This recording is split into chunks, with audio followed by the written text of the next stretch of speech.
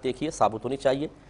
اس کے بعد منہ کھول کے ذرا دانت چیک کریں, تمام دانت ہوں یہ سب سے افضل ہے, ورنہ کم از کم اتنے ہوں کہ چارہ آرام سے چبا سکے. اگر اتنے دانت گر چکے ہیں کہ چارہ ہی نہیں چبا سکتا, اس جانور کی قربانی نہیں ہوگی. اس طرح نک کٹے کی قربانی نہیں ہوگی. زبان چیک کریں پوری ہونی چاہیے, اگر کٹی ہوئی ہو تو قربانی نہیں ہوگی. آنکھیں چیک کریں, آنکھیں نہ وہ اندھا ہو نہ کانا ہو. بھینگے کی بھی مکروہ لکھی ہے, لیکن بھینگے کو آپ دیکھ نہیں سکتے, ایک طرف سے دیکھیں گے دوسری پوشیدہ ہو جائے گی, ادھر سے دیکھیں گے ادھر کی پوشیدہ ہو جائے گی.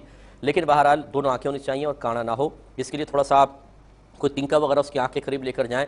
اگر آنکھ جھپکاتا ہے تو اس کے مطلب آنکھ صحیح ہے, کیونکہ ہمارے یہاں ایک سے ایک ماسٹر لوگ ہیں, اور خصوصاً پاکستانیوں کے ذہن اس قسم کے کاموں میں بعض, مطلب میں ہر ایک پاکستانی کو نہیں کہہ رہا ہوں, خود میں بھی پاکستانی ہوں, لیکن ہمارے ہاں ایسے ہیں لوگ کہ آنکھوں کے اندر شیشے فٹ کر دیتے ہیں, کانا بکرا ہوتا ہے اور آپ پہچان نہیں پاتے کہ یہ صحیح ہے یا غلط ہے, اس لیے اچھی طرح چیک کر لیجئے. اس کے بعد کان دیکھیں, اگر پیدائشی کان نہیں ہیں قربانی نہیں ہوگی. ہاں اگر چھوٹے کان ہیں ہو جائے گی. اگر کان بڑے ہیں اور کٹے ہوئے ہیں تو غور کرنا ہوگا, اگر پورے کان کے سائز کا تیسرا حصہ کٹا ہے یا اس سے زیادہ تو نہیں ہوگی. مثلا 3 انچ کا کان ہے اور 1 انچ کٹا ہوا یا اس سے زیادہ نہیں ہوگی. اسی طرح کان میں بعض اوقات سوراخ ہو جاتے ہیں, یہ بعض اوقات تو خود کر بھی دیتے ہیں نشانی کے لیے, اگر وہ بھی پورے کان کی 1/3 کے برابر سوراخ ہے یا اس سے زیادہ ہے تو اس کی قربانی نہیں ہوگی.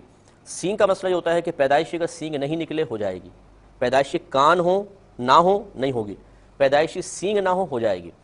اور اگر جڑ سے سینگ ٹوٹا ہوا ہے, مثال کے طور پر جڑ سے بالکل, تو اس کی قربانی نہیں ہوتی. اور یہ جو اکثر گائے کے اندر ہوتا ہے کہ جو اوپر کے سینگ کاٹ کر اس کو ریتی سے گھس کے گول کر دیتے ہیں, اس کی قربانی خلاف سنت تو ہے لیکن ہو جائے گی. اور اکثر ایسی اب گائے آتی ہیں کیونکہ اس لیے اوپر سے گول کر دیتے ہیں کہ نوک ہو تو بہت زوردار کسی کے پیٹ میں مار سکتی ہیں, تو جانور کی قربانی سے پہلے انسان کی قربانی ہو جائے گی. اور اس میں تکبیر پڑھنے سے پہلے مالک بکرے پہ قربانی یا مالک گائے پہ فاتحہ پڑھ رہے ہوں گے یا تکبیرات پڑھ رہے ہوں گے, اس لیے وہ اوپر سے گھس دیتے ہیں, تو یہ چل جائے گا. دم چیک کریں کہ دم ایسا نہ ہو کہ ایرل ڈیٹ سے جوڑ دی گئی ہو. بہرحال یہ میں نے آپ کو واقعہ بتایا کہ وہ بچے لائے, بکرا لے کر آئے, بھاگا, بچے نے دم پکڑی تو وہ ہاتھ میں رہ گئی, بکرا آگے نکل گیا, پتہ چلا وہ ایرل ڈیٹ سے جوڑی ہوئی ہے. یہ بھی ذرا چیک کر لیجئے. اگر اور اس طرح پیر وغیرہ صحیح ہونے چاہیے, لنگڑا جانور نہ ہو. اگر تھوڑا بہت لنگڑا, جیسے آپ گاڑی سے اتار رہے ہیں, لنگڑا پن پیدا ہو گیا, تھوڑا بہت ہو جائے گا, یعنی قربانی ہو جائے گی. لیکن اگر اتنا زیادہ لنگڑا پن پیدا ہو گیا کہ خود چل کر قربان گاہ تک نہ جا سکے, جیسے ٹانگیں ٹوٹ گئی اور لٹک گئی ہے بالکل, تو اس جانور کی قربانی نہیں ہوتی ہے. اگر گائے یا بکری لے کر آتے ہیں تو اس کے تھن بھی چیک کرنے ہوں گے. بکری کے دونوں تھن صحیح ہونے چاہیے, ایک خراب ہوا ایک صحیح نہیں ہوگی.